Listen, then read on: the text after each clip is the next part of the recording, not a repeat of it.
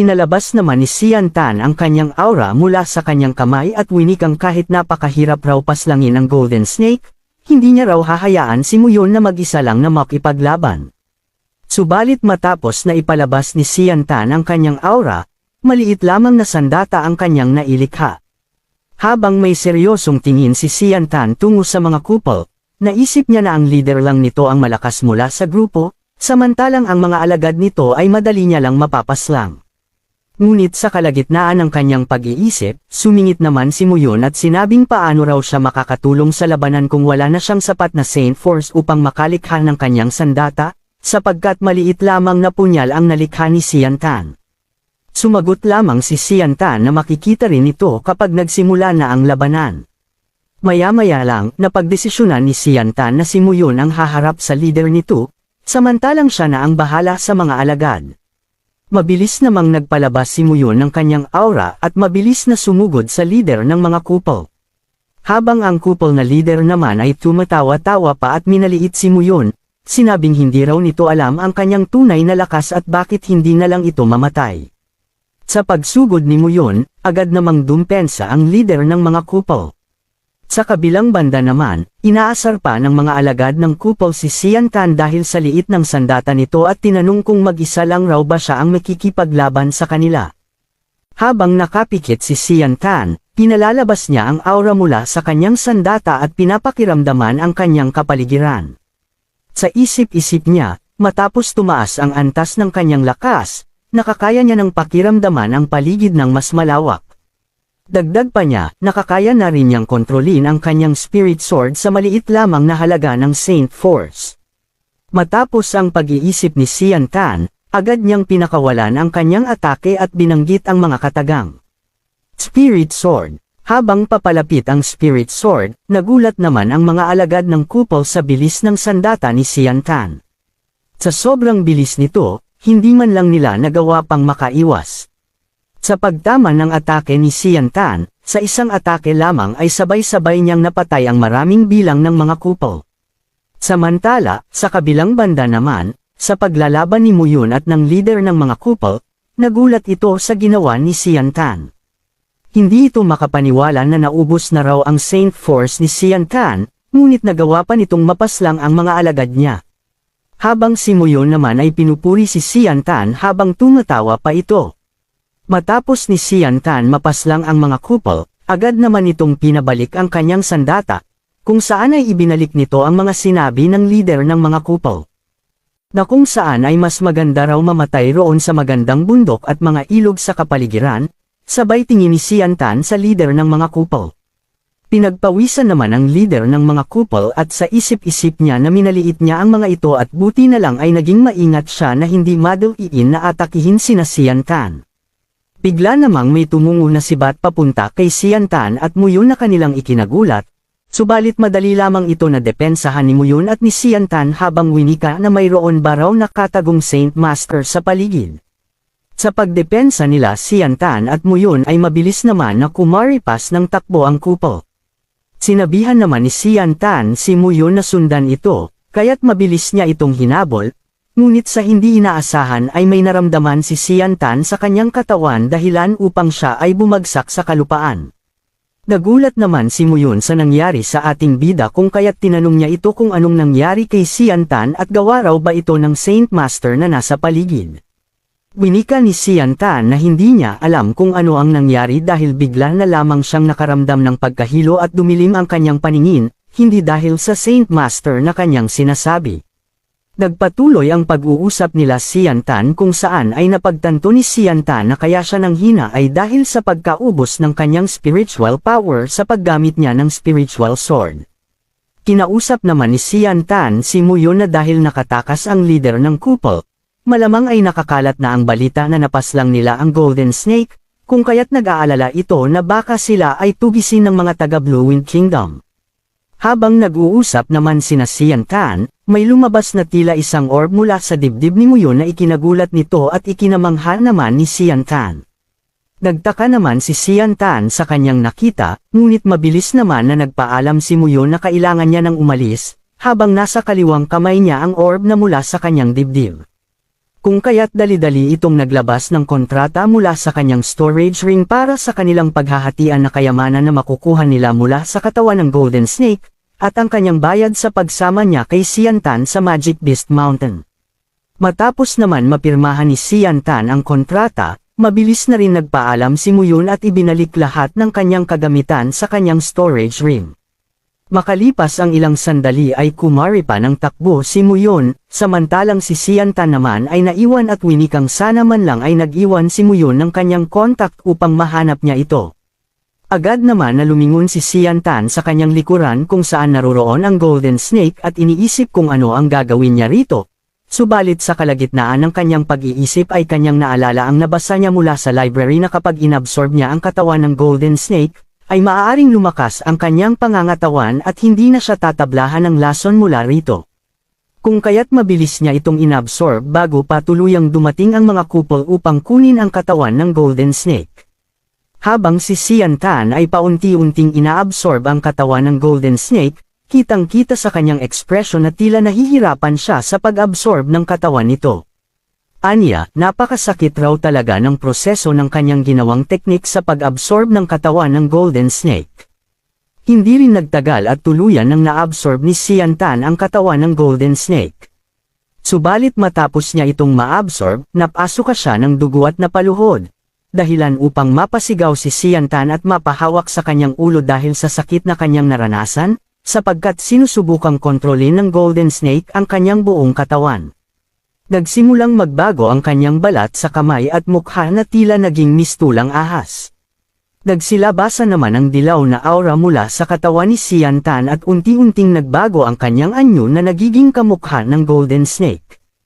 Habang dinaranas ni Sian Tan ang sakit na kanyang nararamdaman, kitang-kita ang pagbabago ng kanyang itsura kung saan ay winika ni Sian Tan na kung magpapatuloy ang ganoong sitwasyon ay maaaring makontrol na ng tuluyan ng Golden Snake ang kanyang katawan. Naalala naman ni Sian Tan na mayroon siyang teknik na kayang paslangin ang mga devil spirit tulad ng ginawa niya sa kanyang elder brother na si Chang Yang-hu.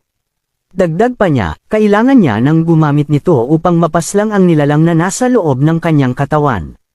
Agad tinutok ni Sian Tan ang kanyang daliri sa kanyang noo at binanggit ang mga katagang, Purple Green Sword Skill. Mula roon ay lumiwanag ang buong paligid at nagkalat ang maraming aura dahil sa kanyang ginawang atake. Sa ginawang atake ni Sian Tan ay agad namang lumabas ang spirit ng Golden Snake at unti-unting naglaho mula sa hangin.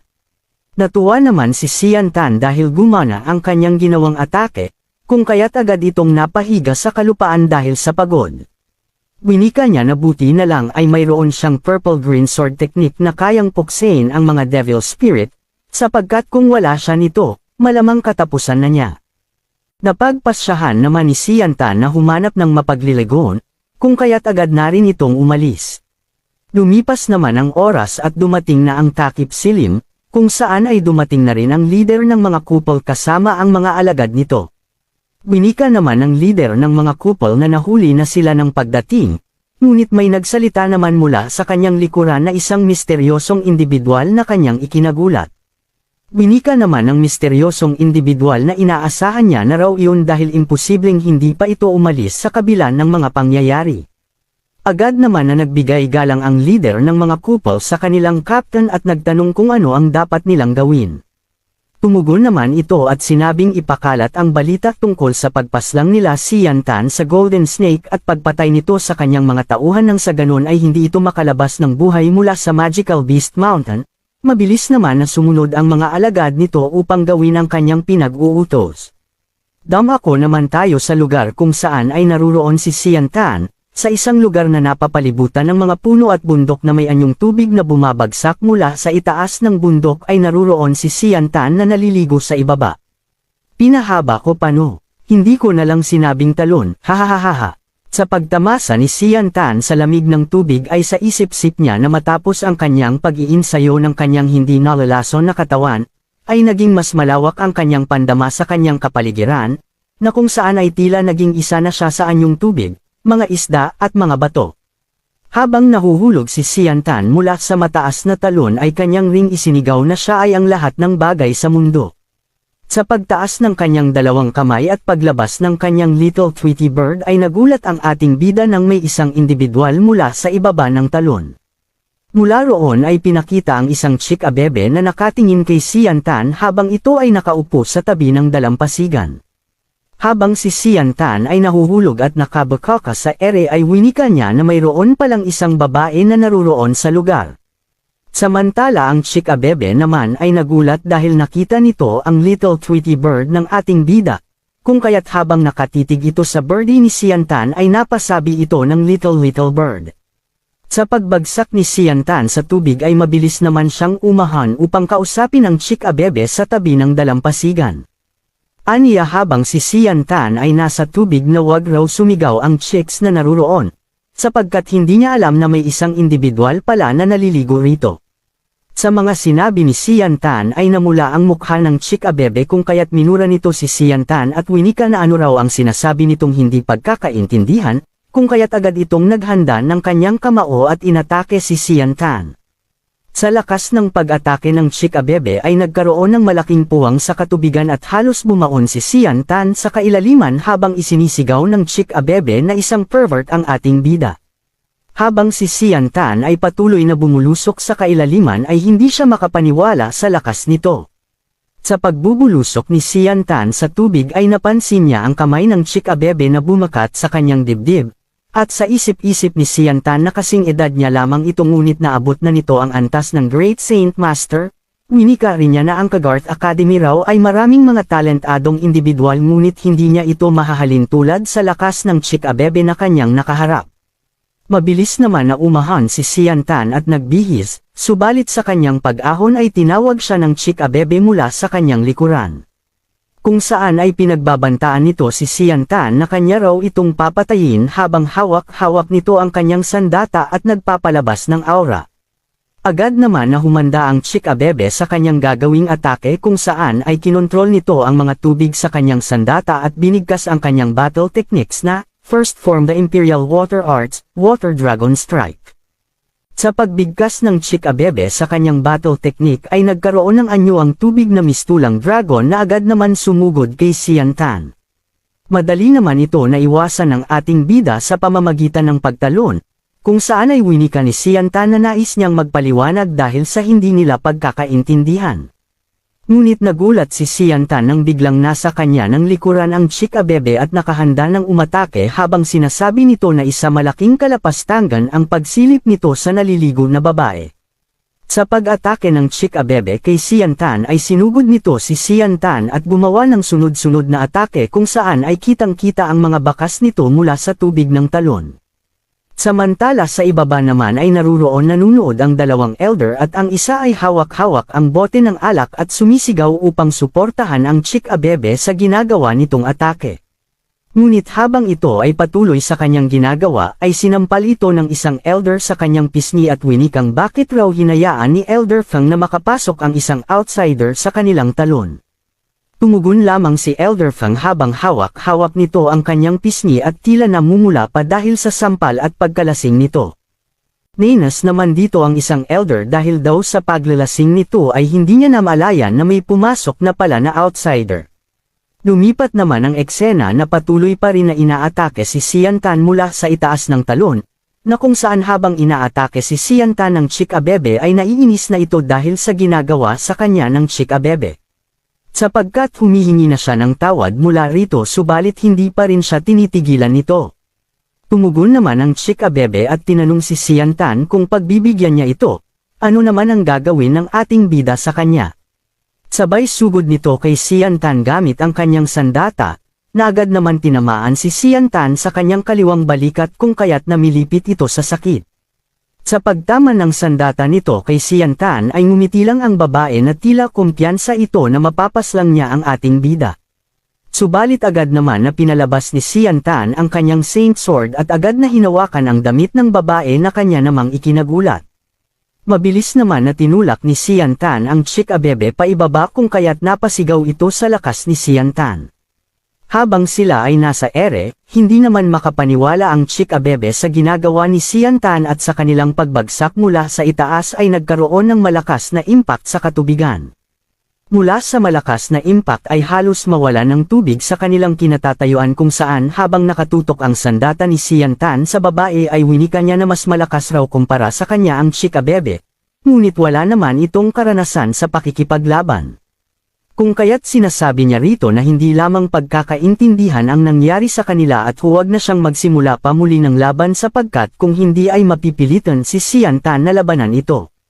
Nagalit naman ang Chika Bebe sa sinabi ni Sian Tan dahil sa pagbabanta nito at ginamit ang kanyang teknik kung saan ay mabilis itong naglaho mula sa pagkakahawak ni Sian Tan. Matapos makatakas ng Chika Bebe ay agad itong tumungo sa ere na ikinagulat naman ng ating bida dahil ang ginamit nito ay maaaring special na uri ng battle techniques. Sa pagdistansya ng Chika Bebe kay Sian Tan ay winika nito na nagawa raw ni Sian Tan na mapilitan siyang gamitin ang kanyang battle techniques, kung kaya't isa raw hindi ordinaryong individual ang ating bida. Matapos niyang magsalita ay humanda na rin itong umatake upang paslangin si Sian Tan at mula roon ay kanyang kinontrol ang kanyang sandata at agad na tinusok sa kalupaan na kanyang kinatatayuan. Lumabas naman ang maraming water dragon na agad na tumungo kay Sian Tan. Sa pagsugod ng mga water dragon ay humanda na rin si Sian Tan na umatake dahil hindi naman ito nakikinig sa kanya kaya't hindi niya na ito pagbibigyan. Sa pagdating ng mga water dragon kay Sian Tan ay sinabayan niya ito ng kanyang sandata kung saan ay ibinato ito ni Sian Tan patungo sa Chika Bebe at madaling napawalang bisa ang atake nito. Sa bilis ng atake ni Sian Tan ay ikinagulat naman ito ng Chika Bebe na halos hindi na siya makareact sa ginawang atake ni Sian Tan. Subalit bago ito tumama sa Chika Bebe ay may isang kamay ang hamarang at pinitik ang kanyang sandata. Mula roon ay pinakita ang isang elder na madali lang pinatalsik ang sandata ng ating bida. Sa kabilang banda naman ay nagulat si Sian Tan at winikang napakalakas raw ng elder na iyon. Habang gulat na gulat si Sian Tan ay hindi niya namalayan na nasa kanya ng likuran si Elder Feng. Winika pa nito na ang ganda raw ng ginagawang atake ni Sian Tan. Nabigla naman si Sian Tan at agad lumingon sa kanyang likuran. Ngunit sa kanyang paglingon ay nakahanda ng umatake si Elder Feng kung saan ay inipon nito ang kanyang aura sa kanyang kamay, na agad inatake si Sian Tan sa kanyang dibdib. Sa lakas ng atake ni Elder Feng ay napasuka ng dugo si Sian Tan at tumilapon paitaas patungo sa taas ng talon. Sa pagbagsak ni Sian Tan mula sa itaas ay pinuri ng Chika Bebe si Elder Feng na tinawag niyang uncle. Samantala si Sian Tan naman ay bumaon sa lupa at hindi makagalaw dahil sa natamong pinsala. Nagulat naman si Elder Feng dahil kahit na pinsala niya na ito ay hindi pa rin ito napaslang, subalit sa gitna naman ng kanyang pagtataka ay napansin ni Elder Feng ang kanyang kamay. Sa kabilang banda naman ay sumigaw ang Chika Bebe kay Elder Feng na paslangin na nito si Sian Tan subalit ipinagsawalang bahala lang ito ni Elder Feng at agad na rin silang nagdesisyon na umalis. Habang si Sian Tan ay nakahandusay sa kalupaan ay sumakay ang dalawang elder at ang Chika Bebe sa isang dragon na nag-aantay sa isang tabi.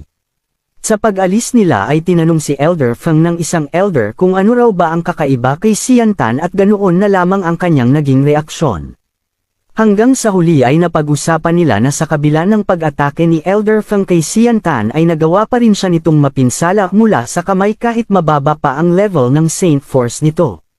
Dagdag pa ng isang elder na kakaiba raw ang sandata ni Sian Tan sapagkat tila may sarili itong buhay. Matapos makaalis nila Elder Feng ay lumipat ang eksena kay Sian Tan. Na halos hindi niya may galaw ang kanyang katawan at kung hindi dahil sa kanyang purple-green sword protection ay malamang ay napaslang na siya. Habang iniisip ni Sian Tan ang kanyang mga huling sandali dahil hindi na kinakaya ng kanyang katawan ang natamong pinsala ay biglang may lumitaw na mga kakaibang water orb sa ere.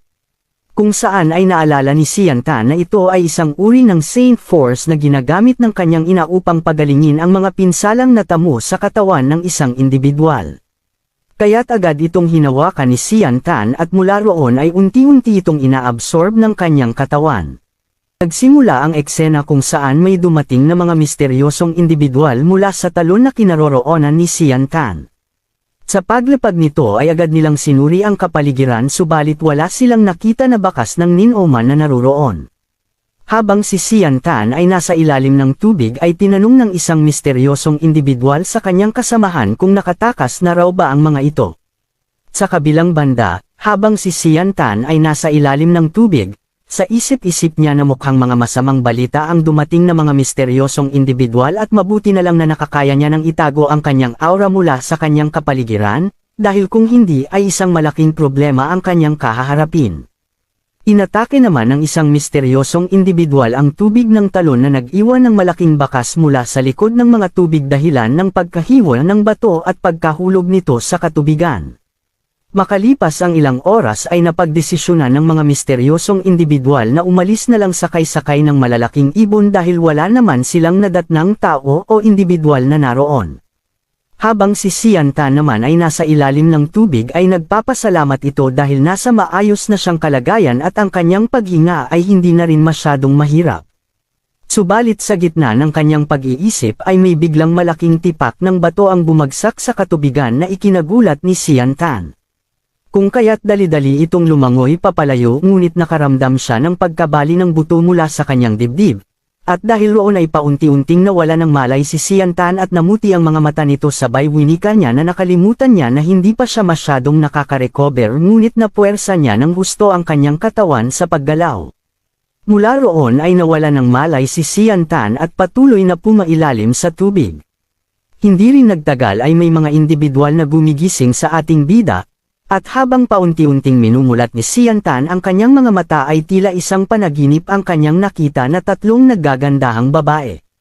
Subalit nang muling magsalita ang mga ito ay nagulat si Sian Tan. Tumambad naman ang tatlong lalaking individual habang nakangiti pa ang isa na may mahabang biguti at nagpapasalamat na nagising na rin ang ating bida. Nagulantang naman si Sian Tan sa kanyang nakita kung kaya't agad itong napasigaw at napatanong kung sino ang mga ito. Sumagot naman ang tatlo na may narinig daw silang isang paggalaw mula sa tubig at nang makita nila si Sian Tan na naruroon, kung kaya't iniligtas nila ito. Dagdag pa niya na sino raw ang ating bida at paano siya nalunod roon. Samantala, ang isa naman nilang kasamahan ay pinapatigil ito sa pagtatanong dahil kagigising pa lamang ni Sian Tan. Sa isip-isip naman ni Sian Tan na dahil raw ba sa mga pinapakita ng kanyang elder brother na mga litrato mula sa perverted books kung kaya't nagkaroon siya ng halusinasyon sa mga babae. Matapos ang mga pangyayari ay agad rin tumayo si Sian Tan kung saan ay winika ng isang individual na wag na lang pansinin ni Sian Tan ang kanyang kasamahan dahil masyadong madaldal ito. Samantala, ang isa naman ay nagtatanong kung paano nalunod roon si Sian Tan at may mga napakalalang pinsala sa kanyang katawan. Tumugon lamang si Sian Tan na naglalangoy lamang siya upang hamuli ng isda subalit mayroon siyang narinig na malakas na ingay mula sa itaas at ito pala'y mga naglalakihang tipak ng bato. Sa pagpapatuloy ng kanilang usapan ay inalok si Sian Tan ng isa sa mga individual kung nais ba nitong sumali sa kanilang grupo na Flame Mercenaries kung saan ay tatlo pa lamang sila sa kanilang ginawang grupo. Sa isip-isip naman ni Sian Tan na mukhang hindi naman sila masasamang grupo, kung kaya't hindi naman masamang ideya na sumali siya rito sapagkat siya ay sugatan pa rin at hindi pamilyar sa lugar. Mabilis na tumugon si Sian Tan sa tanong nito na nais niyang sumali sa kanilang grupo kung kaya't hindi makapaniwala ang isa nitong kasamahan na sasali ang ating bida. Mula roon ay nagpakilala na sila isa-isa kay Sian Tan kung saan ang kanilang leader ay nagngangalang Kendall. Samantala, ang isa naman ay si Hupo na vice leader ng kanilang grupo at ang huli ay si Xiao Dao na acting leader ng kanilang grupo na Flame Mercenaries. Nagpakilala naman si Sian Tan bilang Jian Chen, kung kaya't agad rin itong binati ni Kendall sa pagsali niya sa kanilang grupo, habang si Xiao Dao naman ay tuwang-tuwa dahil si Sian Tan ang magiging acting vice leader ng kanilang grupo. Bigla naman naalala ni Sian Tan na ganito rin ang kanyang mga kasamahan sa nakaraan niyang buhay kung saan ay pinag-uusapan rin nila ang pagbubuo ng grupo, kung kaya't nais ni Sian Tan na mahanap si Old Mandugo upang makabalik sa kanyang dating mundo at sa kanyang clan. Maya-maya lang ay napagdesisyonan ng leader ng grupo na si Kendall na mag-celebrate ng pagsali ni Sian Tan sa kanilang grupo at nagdesisyong tumungo sa mercenary market, na ipinagtaka naman ni Sian Tan. Makalipas ang ilang oras ay pinakita na rin ang mercenary market na kung saan ay tila isang malaking tipak ng bundok na nakabaliktad at malapad ang nasa itaas na maraming nagliliparang ibon. Sa pagdating nila Sian Tan sa itaas ay namangha ang ating bida sa lawak at laki nito. Sa paglalakad nila Xian Tan kasama ang tatlo ay may napansin naman si Xiao Dao at Hupo na isang wanted poster na kahawig ni Xian Tan na pumaslang sa Golden Snake, kung saan ikinagulat ito ng tatlo sapagkat kamukhang kamukha ito ng ating bida. Nainas naman dito si Xian Tan dahil hindi niya inaasahan na mabilis kakalat ang balita at kanyang napagdesisyonan na kailangan niyang makahanap ng paraan upang utuan ang tatlo niyang kasamahan. Agad naman na tumingin kay Xian Tan ang tatlo ngunit nagsalita lamang si Xian Tan na mayroon lamang siyang lakas ng isang saint, paano niya naman matatalo ang isang silver stripe golden snake. Naniwala naman ang tatlo kay Xian Tan dahil imposibleng mangyari raw iyon, kung kaya't nakahinga na rin ito ng maluwag. Kinausap naman ni Kendall Jenner ay mali, si Kendall lang pala hahaha, si Xian Tan na mag-disguise na lamang ang ating bida upang maiwasan ang gulo dahil maaaring magkamali raw ang makakakita kay Xian Tan sapagkat kahawig niya ang nasa wanted poster, na agad rin namang sinunod ni Xian Tan. Makalipas naman ang ilang sandali ay marami namang nabili sina Xiao Dao at Hupo na pagkain. Subalit sa kanilang paglalakad ay may naramdaman si Xian Tan na kakaiba mula sa kanyang purple-green sword shi.